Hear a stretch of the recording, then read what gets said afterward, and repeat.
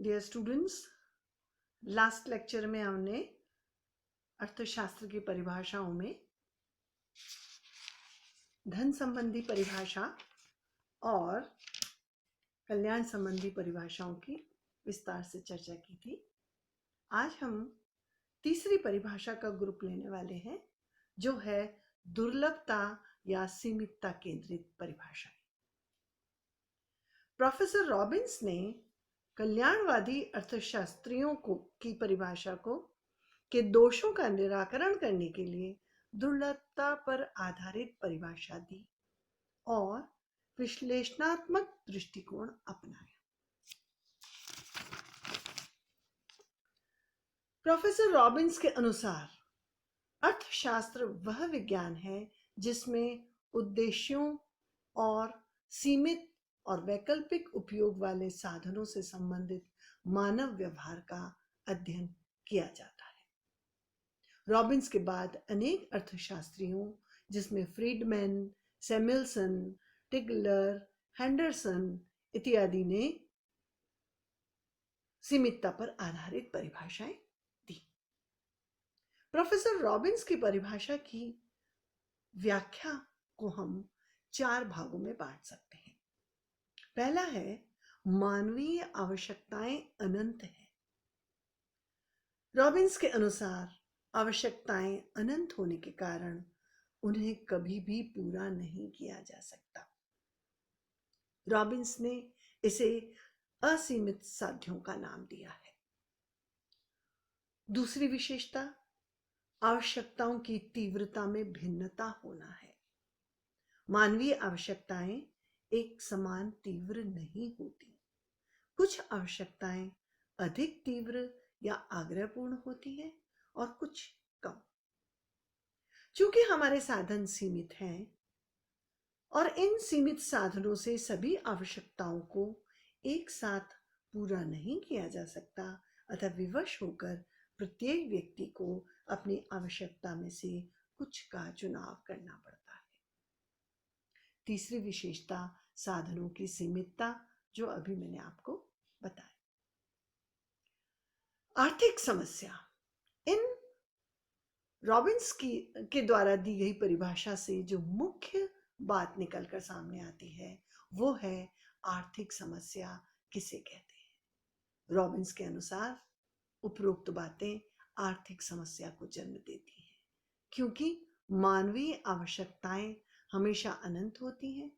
उन्हें पूरा करने के लिए साधन सीमित होते हैं, अतः सीमित साधनों की उपयोगिता को तीव्रता के आधार पर केवल चुनी हुई आवश्यकताओं में ही आवंटित किया जा सकता है। यही आर्थिक समस्या है, जिसे अर्थशास्त्र में दूसरे रूप में चुनाव संबंधी समस्या का नाम से संबोधित किया जा सकता है।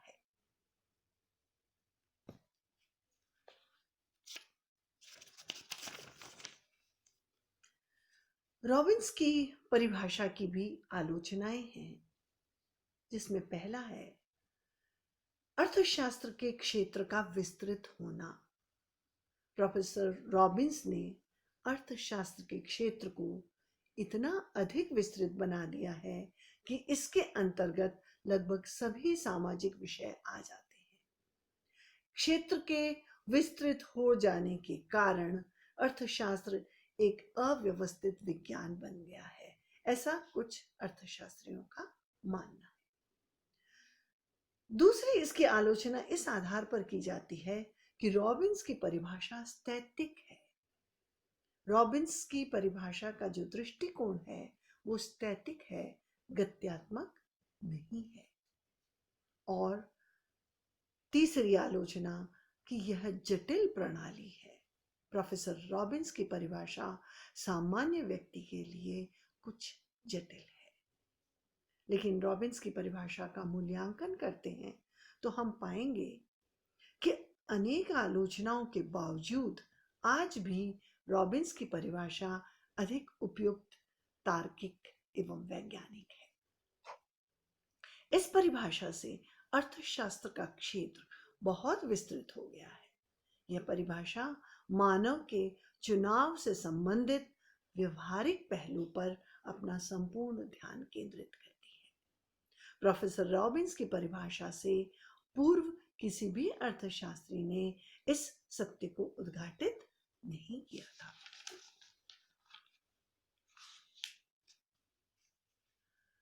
चौथा जो परिभाषाओं का समूह है वो है आवश्यकता विहीनता संबंधी परिभाषा। भारतीय विचारधारा हमेशा आध्यात्मिक एवं सुख शांति की विशेष विचारधारा रही है। सादा जीवन उच्च विचार जीवन का प्रमुख ध्येय रहा है। जहां पाश्चात्य अर्थशास्त्रियों के दृष्टिकोण से अधिकतम संतोष उपलब्ध सीमित व वैकल्पिक उपयोग वाले साधनों से अधिकतम आवश्यकताओं की पूर्ति करने में निहित है, वहां प्रोफेसर मेहता की धारणा है कि अधिकतम संतोष अनंत आवश्यकताओं की पूर्ति से संभव नहीं, बल्कि आवश्यकताओं की कमी एवं समाप्ति में निहित है। आवश्यकताओं की वृद्धि से मानव संतोष बढ़ने के स्थान पर घटता है। प्रोफेसर मेहता की परिभाषा भारतीय संस्कृति एवं परंपराओं के अनुकूल है, जिसमें अधिकतम वास्तविक सुख के लिए आवश्यकता विहीनता की दशा तथा निर्वाण की स्थिति में पहुंचने का प्रयास किया जाता है। प्रोफेसर मेहता की परिभाषा के अनुसार आवश्यकताओं की वृद्धि से असंतोष बढ़ता है।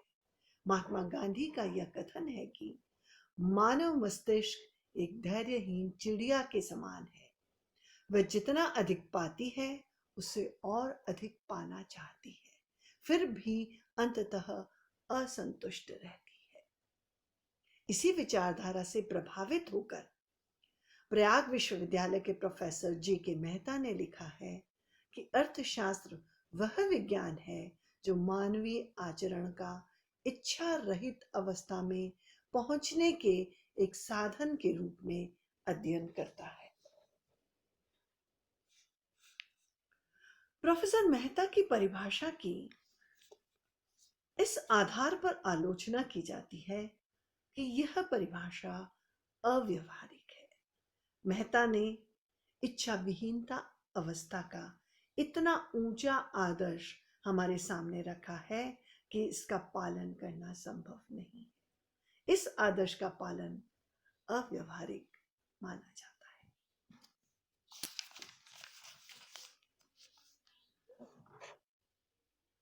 अंतिम परिभाषा का ग्रुप है फिफ्थ, आधुनिक अथवा विकास केंद्रित परिभाषा। आधुनिक अर्थशास्त्रियों का विचार है कि अर्थशास्त्र केवल सीमित साधनों से साध्यों को प्राप्त करने हेतु उपयुक्त आवंटन का ही अध्ययन नहीं करता, वरन वह सीमित साधनों के परिमाण में वृद्धि करने के प्रयासों के लिए भी समुचित अध्ययन करता है। यही कारण है कि अनेक आधुनिक अर्थशास्त्री बढ़ती हुई आवश्यकताओं की संतुष्टि के लिए साधनों की संख्या में वृद्धि करने की विधियों को अर्थशास्त्र के अध्ययन का एक महत्वपूर्ण अंग मानते हैं। दूसरे शब्दों में, वर्तमान समय में आर्थिक विकास की समस्या को अर्थशास्त्र की विषय वस्तु में प्रमुखता के साथ सम्मिलित किया जा रहा है। प्रोफेसर पॉल ए सैमुअल्सन के शब्दों में, अर्थशास्त्र इस तथ्य का अध्ययन करता है कि व्यक्ति और समाज मुद्रा का प्रयोग करके या बिना मुद्रा का प्रयोग किए विभिन्न प्रयोगों में प्रयुक्त करने वाले दुर्बल उत्पादक संसाधनों को एक समयावधि में विभिन्न वस्तुओं के उत्पादन में प्रयोग करने और उसको समाज के विभिन्न व्यक्तियों एवं समूहों में वर्तमान व भावी उपयोग में प्रयोग करने का चुनाव करते हैं।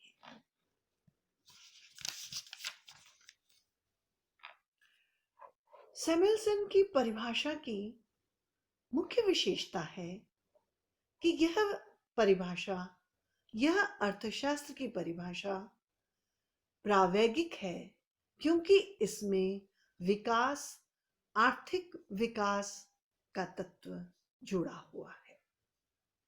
तो निष्कर्ष के रूप में हम कह सकते हैं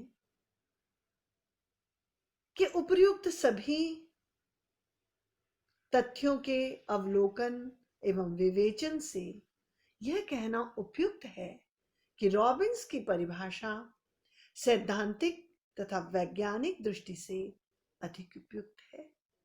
इससे अर्थशास्त्र के क्षेत्र का विस्तार हुआ है।